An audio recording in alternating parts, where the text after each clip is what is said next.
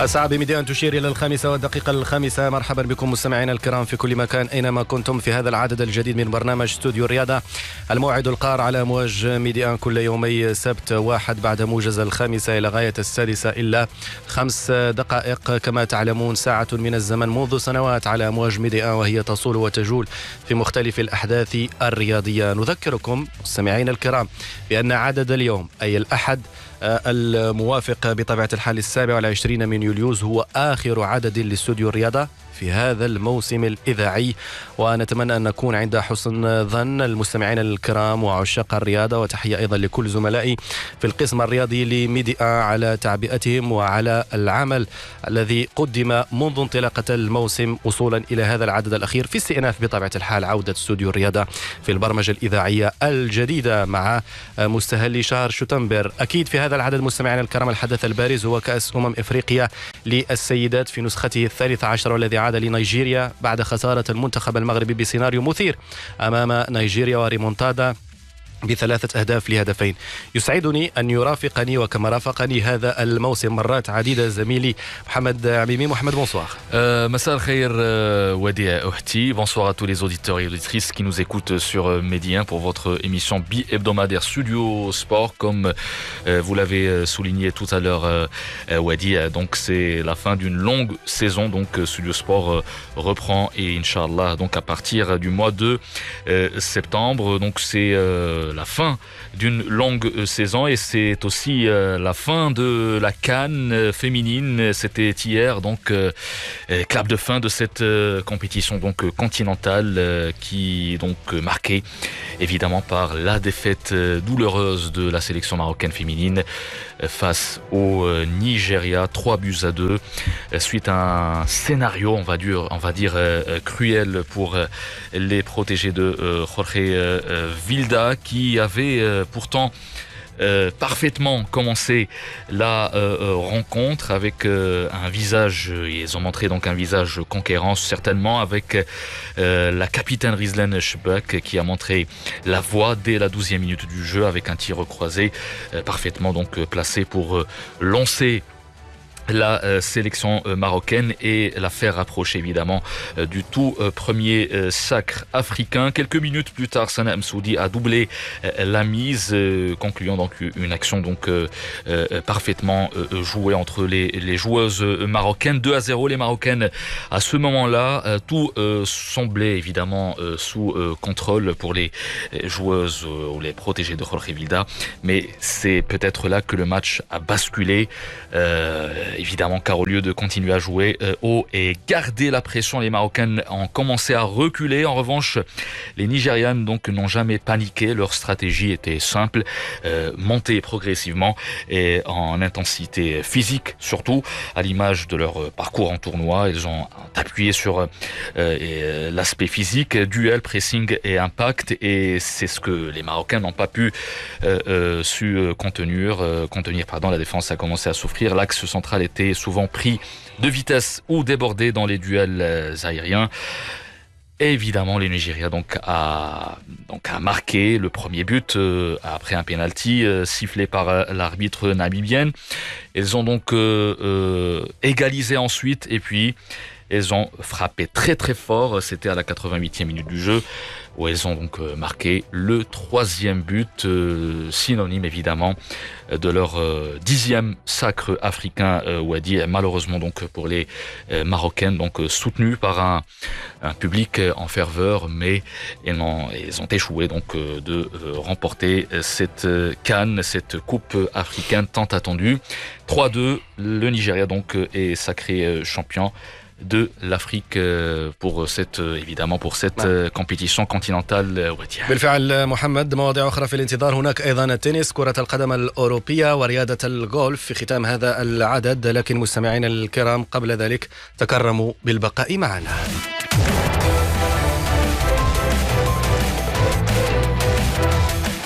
إذن من دون إطالة نبدأ في رصد ردود الفعل بعد نهائي الأمس بين المغرب ونيجيريا، الذي نذكر بأنه انتهى بفوز نيجيريا ب3 أهداف لهدفين. فقط للتصويب، لأن كنا قد ذكرنا في بعض التقارير السابقة على أن اللقب هو أن نيجيريا لديها 9 ألقاب، لكن بالعودة إلى التاريخ فنيجيريا لديها الآن اللقب 12. لماذا؟ لأن نسخة 91 و95 لم تحتسب من قبل الكاف في الموقع الرسمي. اعتمدنا الموقع الرسمي للكاف، لكن ظهر بعد ذلك بأن بالفعل هناك لقبين آخرين بالنسبة لنيجيريا، ما يعني أن المنتخب المغربي واجه محمد فريق نيجيري بلقبه 12 حاليا. غزلان الشباك العميدة هدافة البطولة التي كانت تمني النفس في سن 34 سنة أن تحقق اللقب، ماذا قالت في أعقاب نهاية هذا اللقاء؟ Vraiment درنا بروميير ميطون اللي فريمون اكسترا اوردينير، مي دوزيام ميطون كنا بينالتي غير كل شيء، شونجا الماتش كامل. وبحال هاد لي فينال لي ديتاي كيلعبوا دور كبير، وحنا كنقولوا غنستافدوا بزاف من هاد الفينال هذا اللي صراحه انت عقصناها ومشات لينا. فريمون بغيت نقول للجماهير المغربيه سمحوا لنا بزاف، باسكو درنا اللي علينا، درنا الجهد ديالنا كامل، ما يا ربي ما كتبش. نذكر بأن العاهل المغربي الملك محمد السادس هنأ لبؤات الأطلس بطبيعة الحال بما قدمهن إلى حدود الساعة، خاصة المردود الطيب والجيد للنخبة المغربية. دائما في إطار تحليل مباراة لبؤات الأطلس يوم أمس ضد منتخب نيجيريا، الآن نستقبل معنا بشكل مباشر الإطار المغربي المتخصص في كرة القدم النسوية سعادي الفراس. سعادي الفراس، مساء الخير. مرحبا بك أستاذي، مرحبا بكل متابعي الإذاعة الوفية ميديا تي في. إذن بالنسبة لك يعني ما هي أبرز العوامل والأسباب يعني التقنية المباشرة وغير المباشرة التي أدت إلى خسارة المنتخب المغربي لهذا اللقب؟ وقبل أن نعرج على الأسباب والعوامل التي أدت لخسارة اللقب، لابد أن نقول ما هي الإيجابيات التي كانت وراء وصولنا للنهائي.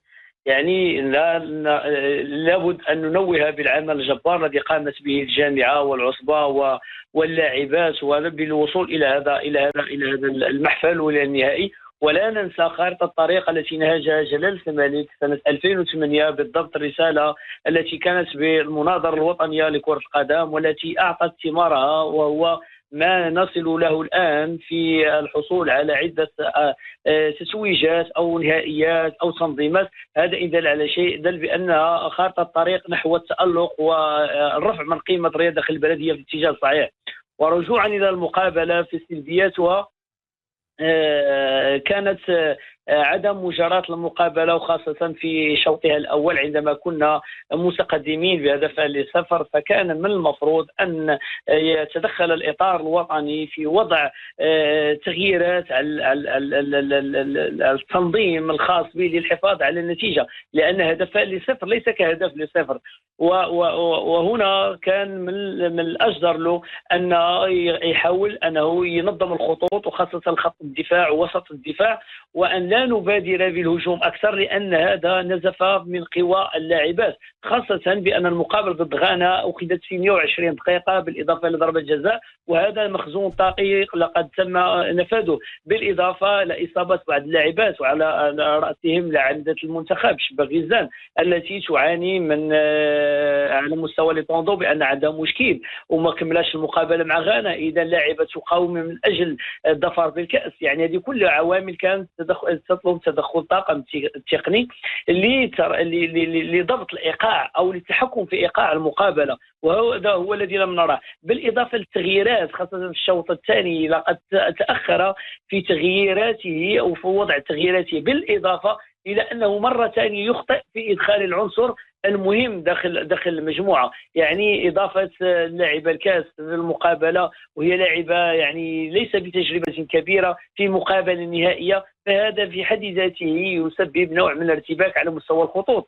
بالإضافة لكن إذا سمحتي سي عادل فقط بالتفاعل معك، هناك من يدافع اليوم على فيلدا، يقول بأن مستوى البديلات ليس بنفس مستوى الأساسيات، وبالتالي خورخي فيلدا لم تكن لديه خيارات كثيرة. حتى في المباريات السابقة هناك من قال بأن بالفعل بنك احتياط المنتخب المغربي لا يتوفر على لاعبات متميزات، يعني من أجل الزج بهن بطبيعة الحال في المباريات، خاصة في الأشواط الثانية. أنا لا أتفق معه أستاذي الكريم، لأن خوخي فيلدا مر على تواجده ضمن الطاقم من سنتين، وكانت هناك له مقابلة حاسمة. لا ننسى مقابلة الوقوع في فخ زامبيا لعدم تأهل إلى الألعاب الأولمبية واللي كانت فاصلة في المغرب. إذا هنا ما كانش عندك البدائل. أين كنت أنت كمدرب؟ وأين هي مشاريعك؟ أنت جئت للمغرب بمشروع ريادي وليس بالاعتماد على ما خلفه بيدروس أيام زمانه ومشاركته في كأس أفريقيا وكأس العالم. أنت بنيت منتخبا على الأطلال. هنا الجديد أين هو؟ يعني انت خديتي منتخب وعارف الضعف ديالو، القوه ديالو، شاركتي بمقابله حاسمه ضد زامبيا التي كانت ستؤهلنا الى الالعاب الاولمبيه ولم تفلح في ذلك. اذا وراء هذه المقابله كان من المفروض ان يقف وقفه متدبر ومتوقع لما ستلوح به الاوضاع في كأس إفريقيا الحالية. بالإضافة إلى نحن سندخل على إقصائية كأس العالم، سندخل على كأس إفريقيا الماجي في 2026. إذا ماذا بعد الكأس فيلدا؟ سيقول بأنه ليس له بدائل. وهل بدائل للمقابلات؟ وهل لدينا بدائل لهذه المخضرمات اللواتي سيغادرن المنتخب؟ إذا هنا مشروع فاشل أتى به فيلدا، مشروع بناه على أنقاض بيدروس. إذا كان من المفروض أنه عنده توسع في الانتقاء، مع العلم أنه عنده لاعبات متميزات وصغيرات في السن. لا ننسى عنده سمية الدين التي تركن في المدرجات منذ بداية الكان، عنده سلمى بوغرش لاعبة مخضرمة عندها رجل طبيعية يسرى، يعني تسدد من مختلف الزوايا. يعني علاش ما نعطيهمش الفرصة ديالنا؟ عنده لاعبات أخريات لم يأخذ بهن. بالإضافة عنده حارسات متألقات، ولعبنا في كأس إفريقيا في عصبة الأبطال. لا داعي لذكر بعض الأسماء اللواتي كانوا متألقات. يعني هو الذي لم يحسن توسعه في اختيار اللاعبات اللواتي يعززن صفوف المنتخب. ما يجيش اليوم بعد الإخفاق يقول بأن ما عنديش دكات احتياط فارغة. إذا أين كان في هذه السنتين؟ ماذا كان يعمل؟ طيب سي عادل فرس، فقط هناك اليوم سؤال يطرح للأمانة. هناك من يقول بأن فيلدا فاز في الشوط الأول، بمعنى آخر أنه قدم شوط أول جيد، لكن في الشوط الثاني كان هناك انهيار بدني واضح. في نظرك عادل فراس، هل دائما المغرب سيعاني مع الجانب البدني مقارنة مع منتخبات إفريقيا جنوب الصحراء؟ اولا لكي يصحح الفكره بان جرت الاعراف ان نقول بان الشوط الاول هو شوط اللاعبين والشوط الثاني هو شوط المدرب. اللاعبات هن اللواتي فزن في الشوط الاول، وكانت ارادتهن وعزيمتهن اقوى من طموح المدرب ومن معه. يعني كان اللاعبات عندهم شخصيه، كان حضور وازن لرئيس الجامعه، المتابعه ديال جلاله الملك وديال الشعب المغربي قاطبه، بان هذا كان كامل احساس عند اللاعبات، ولكن فوق طاقتهن لا نلومهن. ولكن في شوط المدربين او ماذا، مع العلم ان المدرب يجب ان يكون كل اللاعب اشواطه الى الشوط من بدايه المقابله الى نهايتها، ولكن شوط المدربين كما جرت الاعراف في الرياضه، يعني داخل التغييرات، تغيير المنظومه، تغيير ده، اين هي لمسته المدرب في الشوط الثاني؟ البدائل ليست بالمستوى. يعني ما يقولش لي ما عندوش بدائل. عنده سيام بوخامي كانت تلعب وسط ميدان دفاعي، عنده لاعبات اخريات كان يدج بهم وسط الميدان، كان يحافظ على التركيبه ويحافظ على التشكيل ويغير من المنظومه ديالو، كان ما يبقاش غادي في النهج الهجومي اكثر في الشوط الاول. بعد ما سجلنا هدفين كان من الاحرى انه يتريث ويعطي للاعبات نوع من الراحه في التحول في الكره وفي الضغط الهجومي، ويكتفي بسد المساحات واللعب بدون اخطاء الى ان يجاري المقابله باقل اضرار. مع العلم انه كان يقارع فريق او منتخب قوي يسجل عليك من انصف الفرص. منتخب نيجيريا الامس ربما قام بتنويم المقابله في بدايتها، وكان يعلم اسلحته خاصه على كره الاحتياط التي فاجانا بها، وكان له مكان الا وهو الفوز بهذا الكاس. اذا فيلدا هو له نسبه في هذه الهزيمه. بالنسبه للياقه البدنيه انا اتفق معك، ولكن لاحظنا بان كل المقابلات التي اجريناها في هذه الكاس وفي غيرها بان كانت اللاعبات ذات مقومات بدنيه، خاصه في الاعداد البدني كانوا هائلات، وهذا يشكر عليه المعد البدني. ولكن ملي لعبنا 120 دقيقه مع غانا هنا المشكله، يعني عمليه التشافي بالنسبه للاعبات والروتور دو كارم او الرجوع الى الاصل في الجسم تماما لم يكن صحيح. يعني كان هناك بعض الامور لم تكن بطريقتها، وعمليه الاستشفاء لم تكن صحيحه 100% لنقاوم منتخبا قويا متصافر الخطوط كنيجيريا. نعم. طيب الآن نتحدث عن معطى مهم جدا ويرتبط دائما بالمنتخب المغربي للسيدات. الكل يوم أمس تابع العديد من اللاعبات من كوادر النخبة المغربية. غزلان الشباك مثلا 34 سنة، عزيزة الرباح.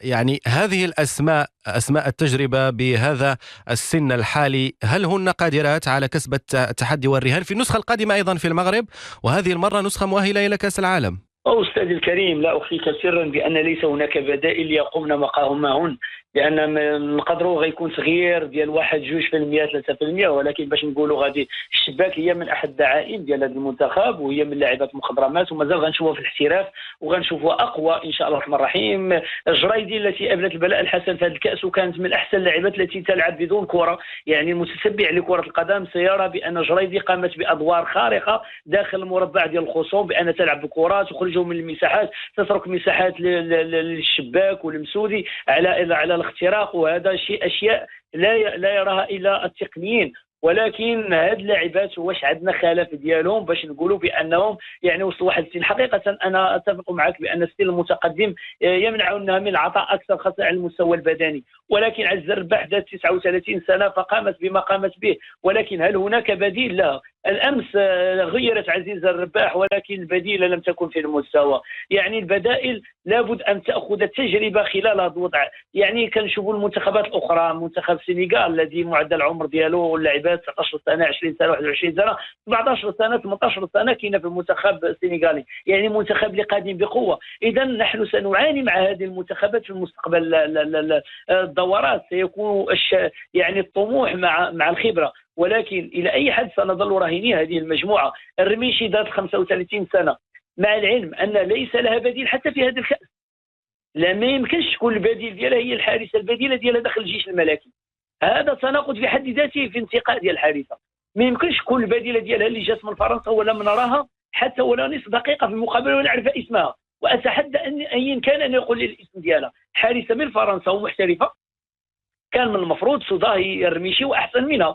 وهذا ما جرى معه عاد بيدروس الذي جاء بحارسه من كان الفرنسي ولعبت معنا كاس افريقيا ولعبت معنا كاس العالم وذهبت ولن تعود. وهذا التظاهره اللي سالت الامس لاعب حارسه من فرنسا ولم تلعب اي دقيقه لا المقابله الحبيه ولا الرسميه وستذهب ولن تعود. ومع العلم عندنا حارسات مخضرمات داخل البطوله الوطنيه ولهن قوه على تدبير وتسيير الفرق ديالهم ولعبوا عصبه الابطال. كايمان عبد الاحد، عندنا هذيك حارسه اللي هي متالقه واليوم راه كانت سبورتينغ الدار البيضاء ولعبت معاه النهائي ديال العصبه. يعني علاش بحال هاد الحارسات ما عطوش فرصه يكونوا في دوكا الاحتياط ويكونوا منافسات الرميشي؟ قدر الله وشاء. وايضا لاعبه مثل ضحى المدني التي كانت متميزه في السنوات الماضيه لم تحظى بالمنادات عليها. إذا احنا نرجع هنا أستاذي للتشبيه. يعني لو ضحى المدني أعطيتها فرصة أنها تلعب مع هذا الجيل المخضرم وتأخذ حقها، يعني الكأس المقبلة في 2026 تكون ضحى المدني قوة هجومية لنا في المنتخب. إذا ضحى المدني تحول سهمها أو اتجاهها إلى كرة القدم المصغرة. كيف يعقل أن يكون لاعبات خضرمات قويات في عطائهن وفي بدايتهن أن نحول لهم المسار إلى توجه آخر، مع العلم أنهن يلعبن بطولة ديال كرة القدم النظام العام، ولكن من اللي كتقلب لهم التوجه ديالهم كتعطيهم كرة القدم المصغرة. حقيقة حنا لنا كأس افريقيا لكرة القدم المصغرة ولكن خسرنا مجموعة ديال اللاعبات. لا نقول غير ضحى المدني، بل هناك مجموعة لاعبات حتى الحارستان، حتى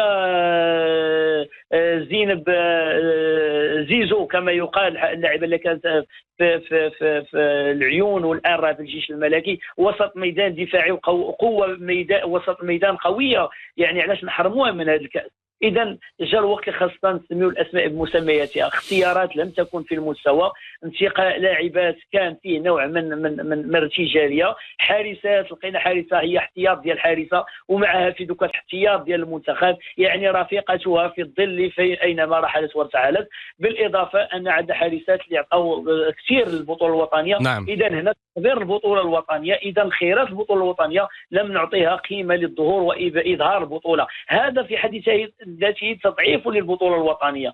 إذا فجاء الوقت لخص الناخب الوطني أو الناس المسؤولين عن المنتخب، لأنه تحت صرف الجامعة، أنهم يعطيوا واحد التوسعية في الانتقاء. نعم. اليوم احنا خايفين باش تكون عندنا مساحة فراغ أو فترة فراغ في هذا المنتخب، يعني باش نعيدوا تركيب قوه اخرى لمنتخب قوي يعني وصل للنهايه، فراه صعيب في ظل تغيير هذه المجموعه اللي كاين عندنا دابا. وحتى بقينا راهنين هذه المجموعه، اذا ما عمر الخلف غيكون عندنا، ولا درنا الخلف اذا ما غادي نقولوا الصحوه ديالنا الى 2030 ولا 2034. يعني بعجاله في ظرف دقيقتين، في اخر سؤال، هل ربما نتيجه اليوم مره اخرى تطرح سؤال التكوين داخل الانديه المغربيه، وان العصبه الاحترافيه لكره القدم النسويه ينتظر عمل كبير رفقه الانديه لابراز التكوين من جديد والابتعاد عن مدرسه واحده وهي مدرسه الجيش الملكي؟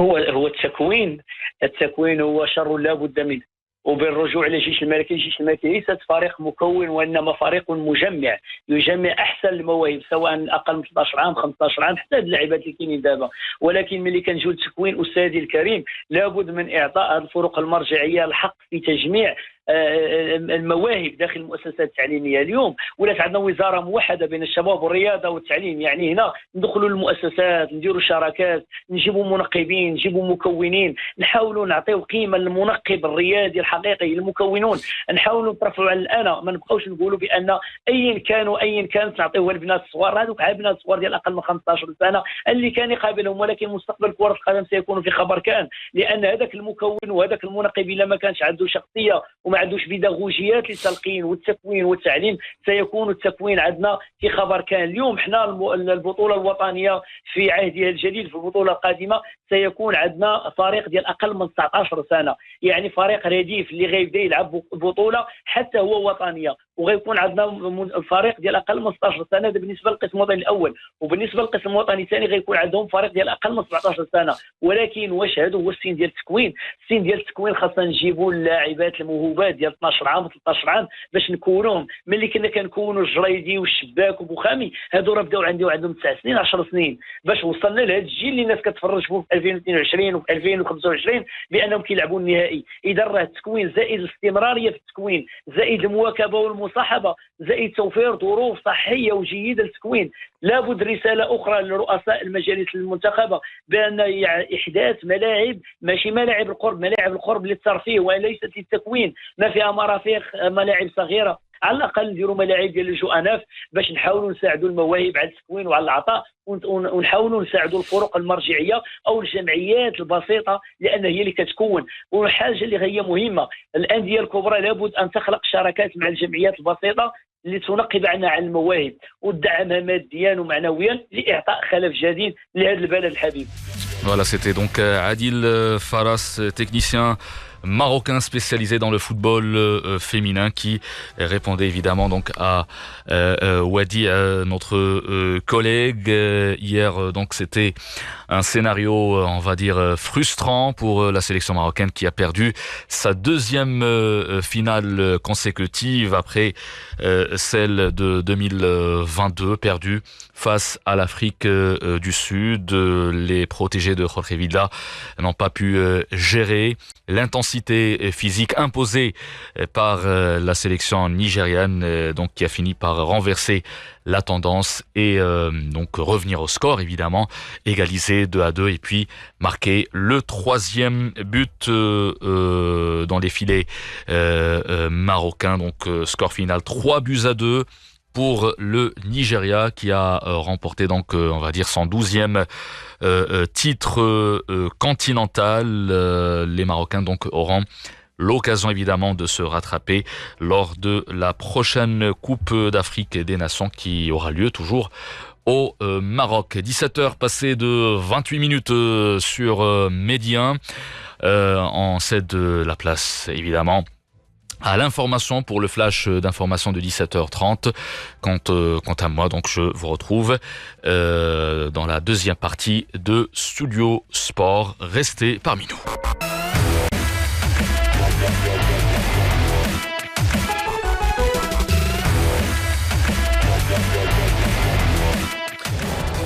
« 17h passées de 33 minutes sur Medi 1 pour votre émission bi-hebdomadaire Studio Sport. On est ensemble jusqu'à 18h pour parler de l'essentiel de l'actualité sportive, football, tennis et sans oublier le golf avec la Coupe du Trône qui démarre demain, lundi à Tanger. On va en parlait tout à l'heure. La première partie a été consacrée évidemment à la défaite de la sélection marocaine féminine. C'était hier en finale de la Coupe d'Afrique des Nations. C'était face au Nigeria, donc une équipe très athlétique qui nous a posé beaucoup de problèmes.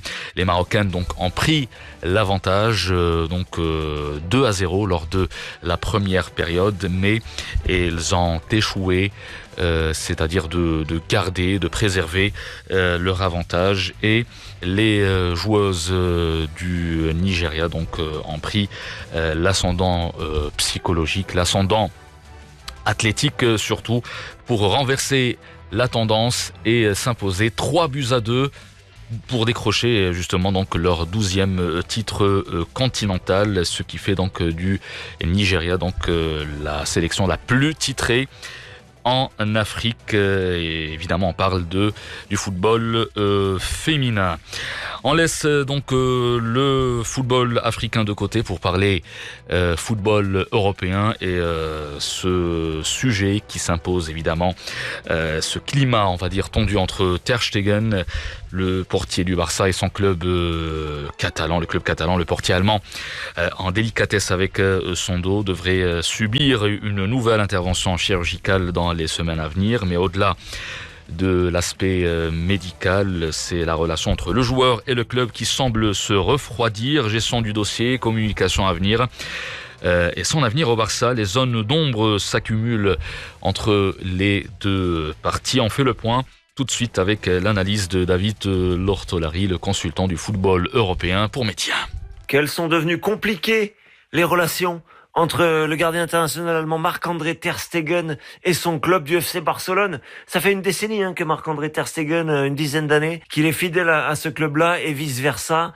Et les relations sont en train de s'envenimer. Il y a évidemment une échéance essentielle pour le gardien du Barça en 2026, la Coupe du Monde. Maintenant que Manuel Neuer a pris du recul, est en semi-retraite internationale, on va dire, eh bien Marc-André Ter Stegen sent que c'est son tournoi qui arrive en 2026. Donc bien sûr, il veut jouer régulièrement, il veut être titulaire dans un grand club. C'est aussi une des exigences de Julian Nagelsmann, le sélectionneur, qui n'a pas fait mystère auprès de tous ses joueurs, le sélectionneur de la Mannschaft, le sélectionneur de l'équipe nationale allemande, qui n'a pas fait mystère auprès de tous ces joueurs que on devait jouer régulièrement et on devait avoir du rythme si l'on souhaitait prétendre à disputer le mondial en 2026, le mondial des nations, bien sûr, le plus prestigieux. Et donc Marc-André Ter Stegen, aujourd'hui, il est en difficulté, il est dans une situation compliquée parce que son club est en train de vouloir petit à petit, sinon se séparer de lui, du moins le remplacer par un autre gardien. Et forcément, le gardien de but allemand le vit mal. Il a besoin de jouer, il a besoin d'être titulaire. Va-t-il devoir quitter le Barça? C'est maintenant ce qui est presque le plus probable. Le problème, c'est qu'il fait état d'une blessure au dos qui nécessite des semaines, voire quelques mois de convalescence, une opération. Peut-être aussi avec cette blessure au dos, et le Barça est embêté lui aussi. C'est un jeu de dupes, peut-être. Il y a de la mauvaise foi, peut-être aussi, mais on peut accorder à Marc-André Ter Stegen le bénéfice du doute. Blessure au dos, joueur indisponible pour un moment, et donc impossibilité pour le Barça de monnayer aussi le transfert, parce que Marc-André Ter Stegen est sous contrat, un contrat solide, un contrat durable, et la situation est compliquée. Voilà, Marc-André Ter Stegen est un gardien qui a appris à encaisser les coups, à avaler des couleuvres, comme on dit aussi, c'est-à-dire que il a de l'orgueil, certes, mais il avait accepté qu'il était le numéro 2 derrière Manuel Neuer. Il avait poursuivi son épanouissement, convaincu de sa qualité en étant gardien en Allemagne d'abord, puis au Barça, avec des prestations solides. Et c'est son moment, c'est son heure, la saison 2025-2026. Et là, en ce moment, la situation est un peu absurde, un peu surréaliste, avec un gardien qui doit s'imposer, qui doit montrer qu'il peut rester le numéro 1, mais qui, blessé, ne peut pas jouer, ne peut pas s'entraîner. Et le Barça, de son côté, lui aussi est gêné. Donc c'est une situation compliquée qui ne semble pas avoir de solution à très court terme. Est-ce qu'un transfert est possible en la période de blessure et d'absence de Ter Stegen? C'est pas une évidence. Est-ce qu'un club sera prêt à accorder une place de titulaire à un gardien qui est durablement blessé au dos, c'est aussi une question. Voilà, c'est un dossier épineux, encore un dossier épineux à gérer pour le FC Barcelone. Et pressenti sur le départ depuis l'arrivée de Juan Garcia et la prolongation de Chesney. Ter Stegen semble dans une impasse à la suite d'une série de blessures. La saison dernière, par exemple, il a disputé que 9 matchs avec le club catalan à cause d'une rupture du tendon rotulien du genou droit. L'international allemand avait par ailleurs subi une première opération au dos en décembre 2023. Reste à voir si un départ sera envisagé cet hiver pour le gardien donc de 33 ans sous contrat avec le club espagnol jusqu'en juin 2028.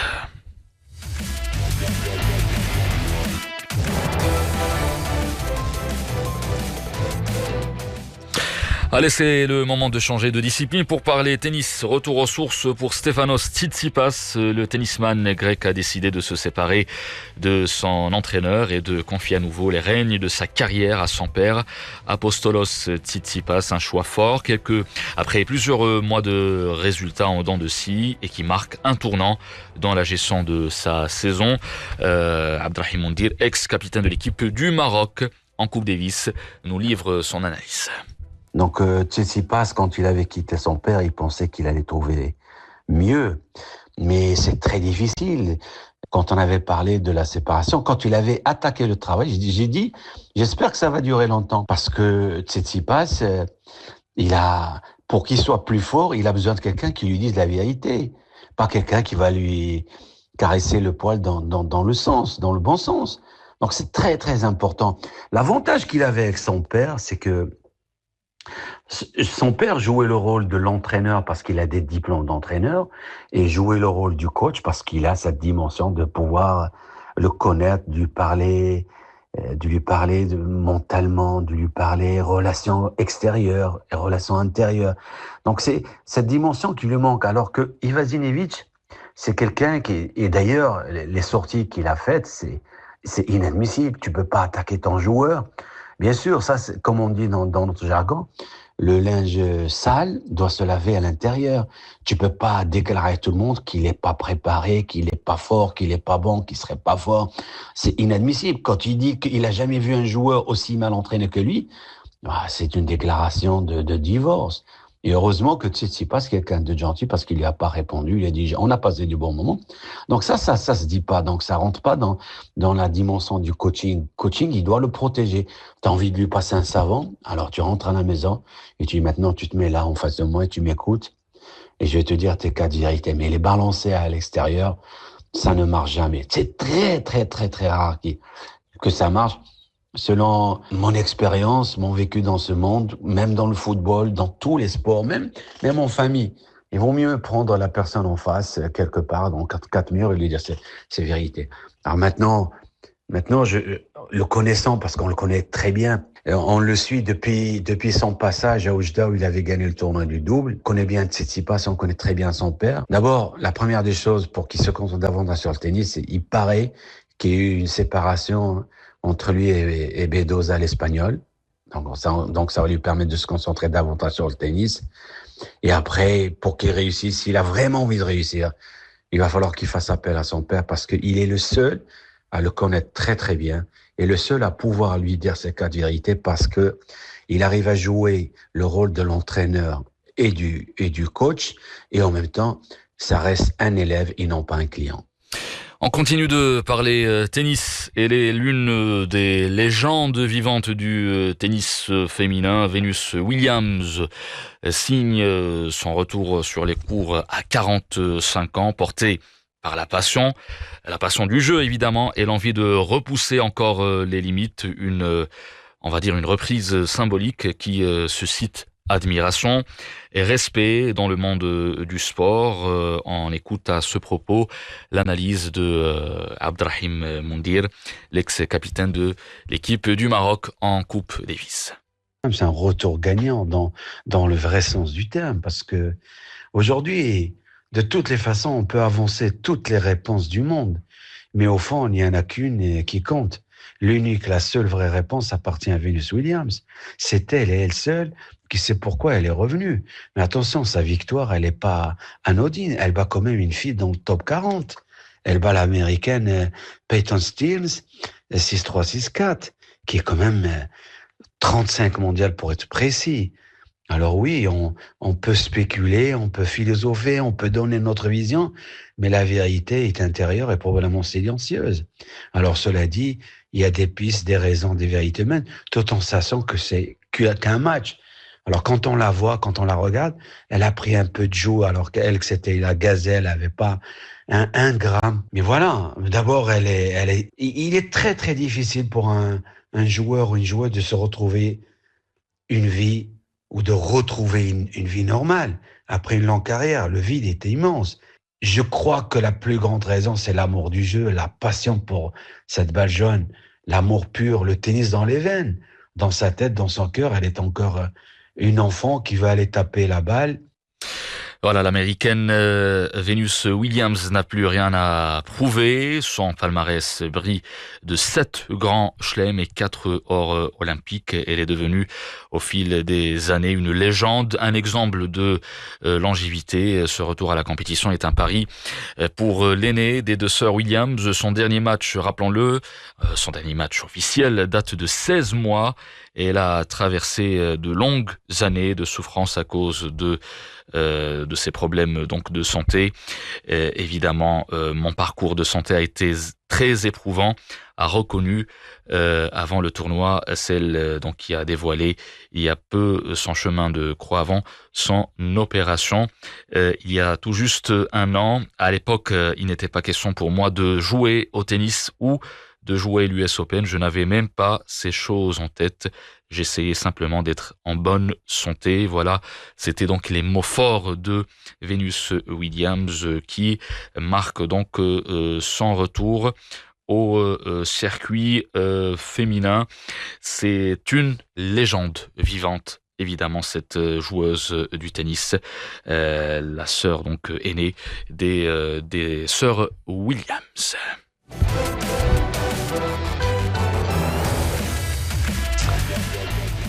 Il est temps de parler golf, évidemment, avec cet événement phare du calendrier golfique au Maroc, la Coupe du Trône qui signe son grand retour. Et pour sa 20e édition, c'est le nord du royaume qui accueille à partir de demain la compétition direction Tanger et plus précisément le Royal Country Club, l'un des plus anciens parcours d'Afrique, chargé d'histoire et surtout de prestige. Un retour également au format initial par équipe régionale qui donne à cette édition une saveur toute particulière. Pour en parler, nous recevons évidemment Jalil Benazouz, président du tournoi et président de la commission des événements à la Fédération royale marocaine de golf, qui nous parle de la symbolique de ce retour dans le nord du royaume pour cette Coupe du Trône. Absolument. Il faut rappeler que le Royal Country Club de Tanger est le premier parcours de golf qui a été ouvert au Maroc. Ça fait déjà plus de 100 ans, en 1916, et on a fêté dernièrement le centenaire. Et évidemment, ça a toujours été un parcours que la fédération a privilégié en organisant des compétitions régulièrement. Et là, après quelques années, je crois que la dernière fois que la Coupe du Trône a été organisée, c'était en 2014. Nous sommes revenus parce que cette compétition a été voulue par Son Altesse Royale, notre président, donc le prince Mohammed VI, le président de notre fédération. C'est une compétition qui est itinérante, tout simplement pour montrer et encourager les différents clubs du royaume en les visitant avec une compétition pareille, puisque tous les clubs du Maroc vont se retrouver pendant une semaine pour aller chercher le titre de meilleur club de l'année. Et donc, cette année, oui, effectivement, il a été décidé de revenir à Tanger, ce qui a permis aux dirigeants du club d'œuvrer pour nous préparer le parcours dans les meilleures conditions possibles. Je sais que ce travail est fait depuis quelques mois déjà, puisque nous avons visité régulièrement le club pour pour voir un peu comment ça se passe et si tout va bien. Et donc le parcours va être préparé vraiment à la perfection pour que les meilleurs joueurs du Maroc puissent s'y confronter. Monsieur Jalil, alors cette année le format revient à une formule, on va dire, plus élitiste, si j'utilise bien le mot, avec seulement 12 clubs participants. Qu'est-ce qui a motivé ce choix et quel impact cela peut-il avoir sur le niveau de la compétition, monsieur Jalil?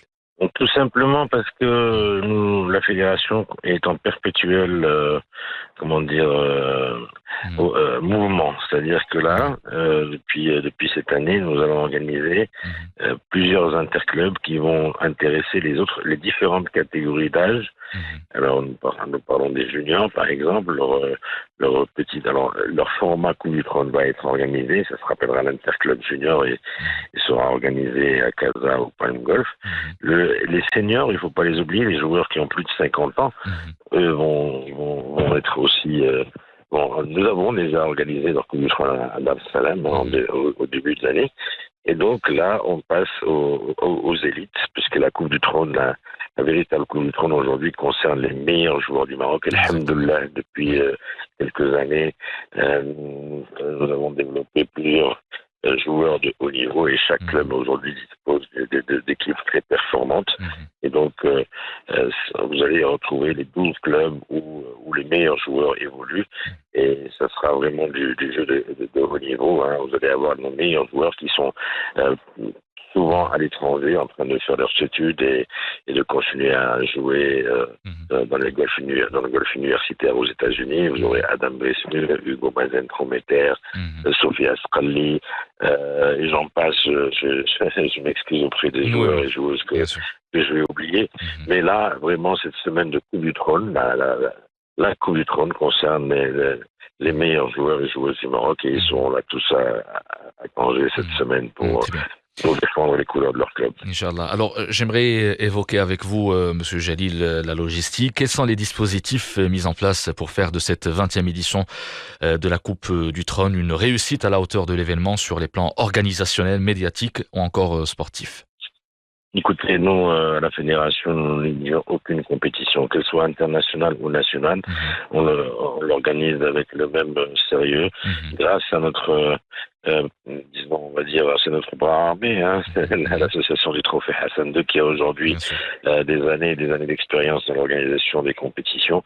Donc tout est organisé jusqu'au dernier petit détail parce que le golf est un sport qui demande de la concentration, qui demande à ce que les joueurs soient concentrés uniquement sur leur jeu et qu'il n'y ait pas de petits détails qui vont venir les déranger. Donc c'est la plus grosse compétition nationale. On lui donne l'importance qu'elle mérite parce qu'on prépare cette compétition depuis des mois déjà. Et voilà, donc logistiquement, sportivement, tout est en place depuis... et on fait des contrôles réguliers avec le club pour savoir si tout avance dans les meilleures conditions pour que cette semaine, vraiment, tout le monde soit là pour voir du beau jeu, voir voir une organisation parfaite. Donc, tout est en place par rapport à ça. Alors, encore une fois, bon courage pour cela, si Jalil. Alors, ma dernière question, au-delà de la compétition, est-ce que cette édition de la Coupe du Trône, on va dire, s'inscrit dans une stratégie plus large de promotion du golf au Maroc, notamment chez les jeunes et les clubs émergents? Et là, je fais référence à la Coupe du Monde du golf scolaire, qui était une réussite. Bien sûr. Donc, vraiment une réussite avec surtout les golfeurs, les jeunes golfeurs marocains qui ont brillé de mille feux. Et là, on a évoqué tout à l'heure Sophia Cherif Skalli. Donc, ma question, elle est simple. Est-ce que cette Coupe du Trône va donc contribuer à la promotion du golf au Maroc? Complètement.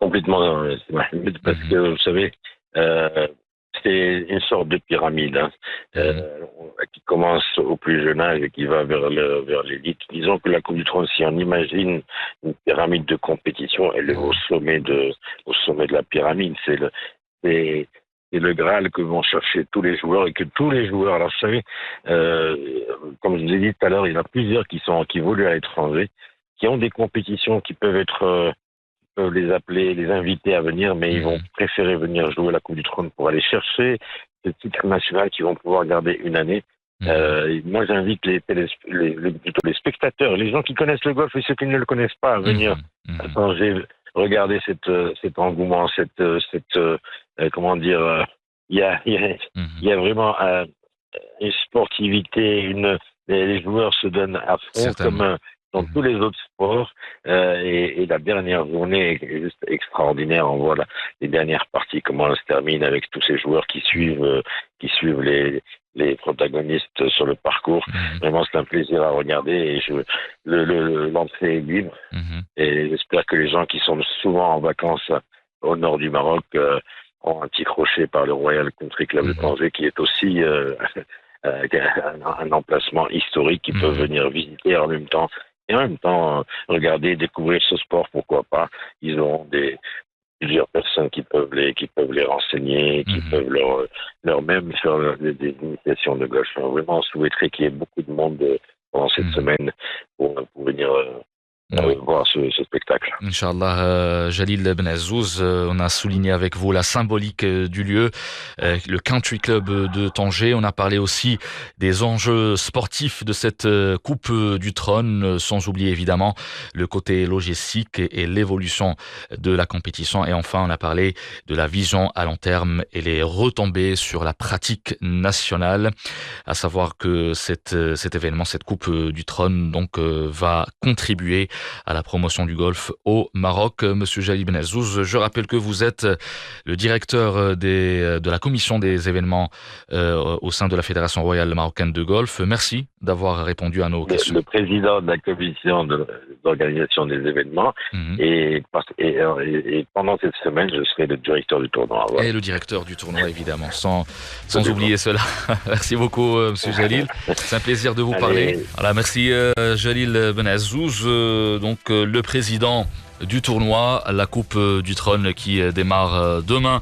Lundi, c'est le Royal Country Club de Tanger qui s'apprête à accueillir cette 20e édition, prévue du 28 juillet au 2 août 2025, donc sur l'un des plus anciens golfs du royaume. La compétition devrait retrouver son ancien format puisque l'accès a été réduit à 12 clubs d'élite seulement.